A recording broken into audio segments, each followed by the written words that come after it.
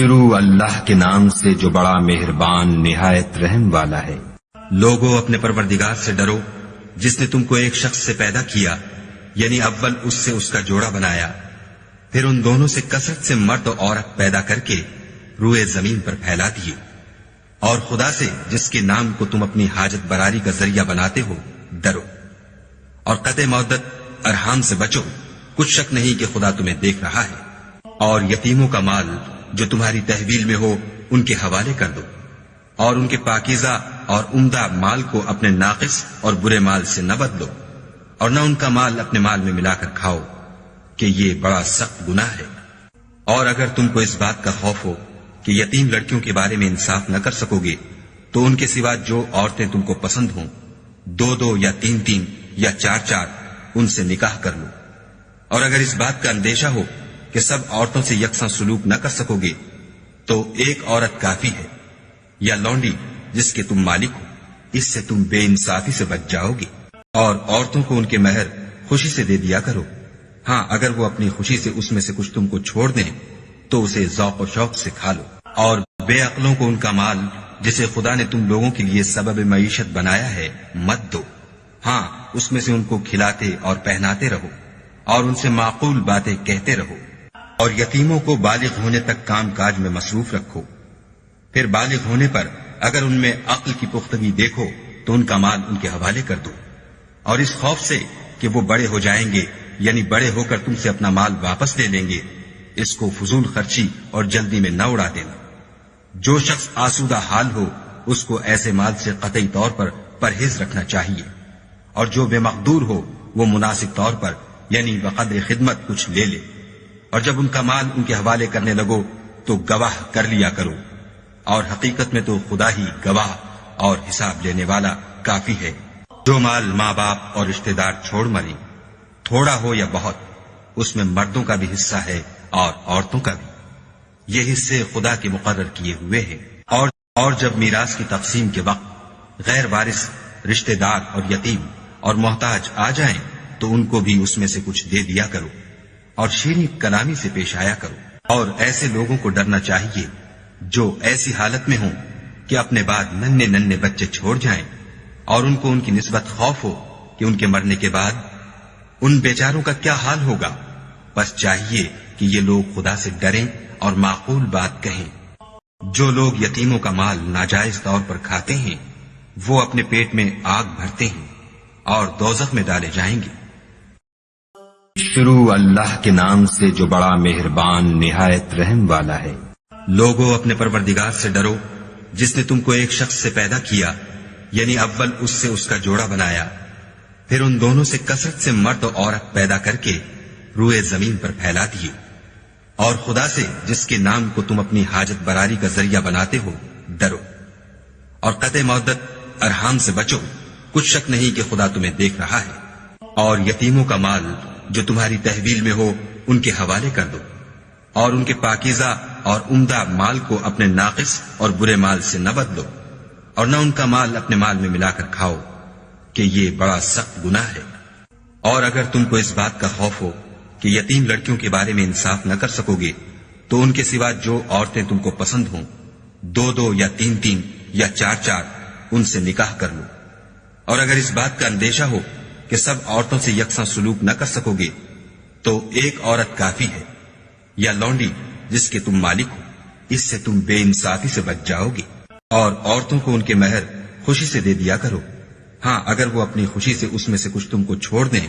تو اسے ذوق و شوق سے کھا لو۔ اور بے عقلوں کو ان کا مال جسے خدا نے تم لوگوں کے لیے سبب معیشت بنایا ہے مت دو،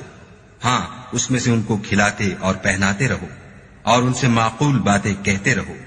اور یتیموں کو بالغ ہونے تک کام کاج میں مصروف رکھو، پھر بالغ ہونے پر اگر ان میں عقل کی پختگی دیکھو تو ان کا مال ان کے حوالے کر دو،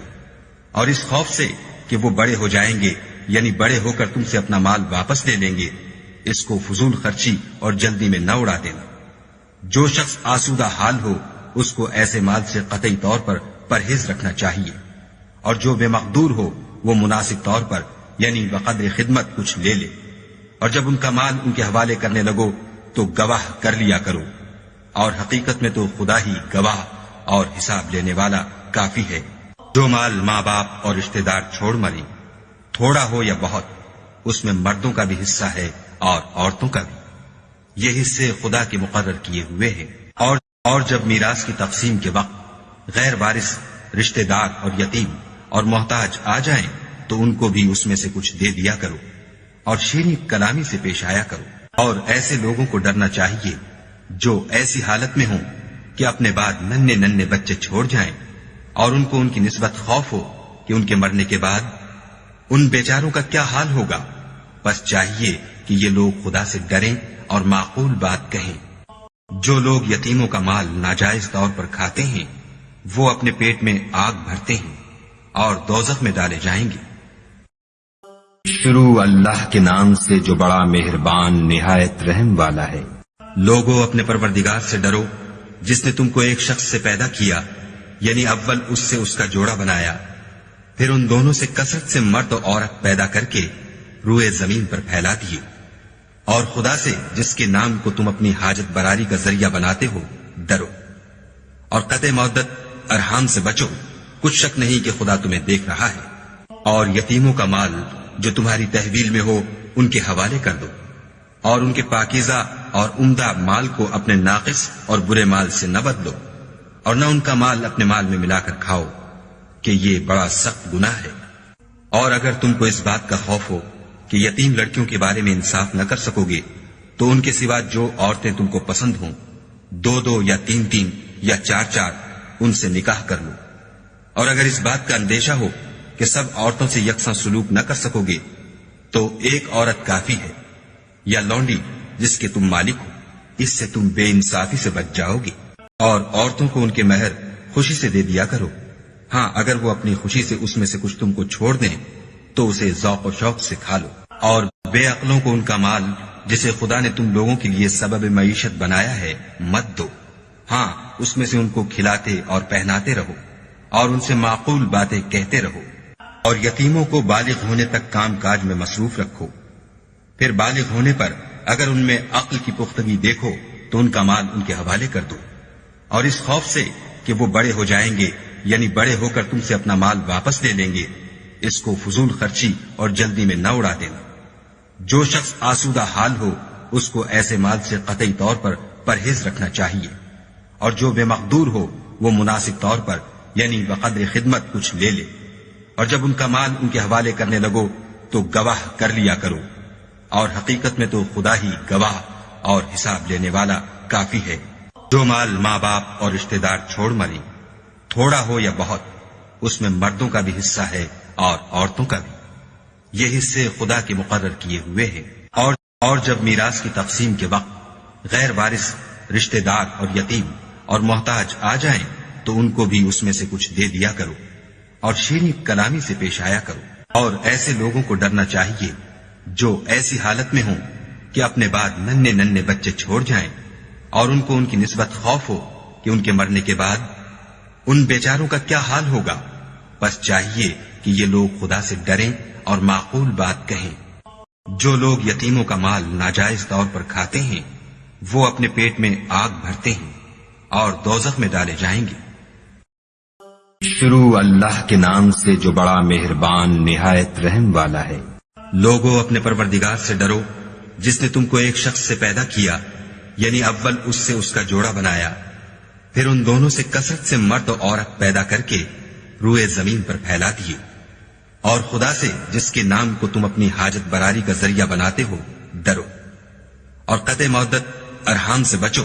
کچھ شک نہیں کہ خدا تمہیں دیکھ رہا ہے۔ اور یتیموں کا مال جو تمہاری تحویل میں ہو ان کے حوالے کر دو، اور ان کے پاکیزہ اور عمدہ مال کو اپنے ناقص اور برے مال سے نہ بدلو، اور نہ ان کا مال اپنے مال میں ملا کر کھاؤ کہ یہ بڑا سخت گناہ ہے۔ اور اگر تم کو اس بات کا خوف ہو کہ یتیم لڑکیوں کے بارے میں انصاف نہ کر سکو گے تو ان کے سوا جو عورتیں تم کو پسند ہوں،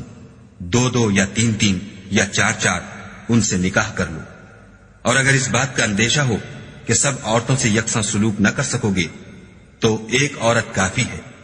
یا لونڈی جس کے تم مالک ہو، اس سے تم بے انصافی سے بچ جاؤ گے۔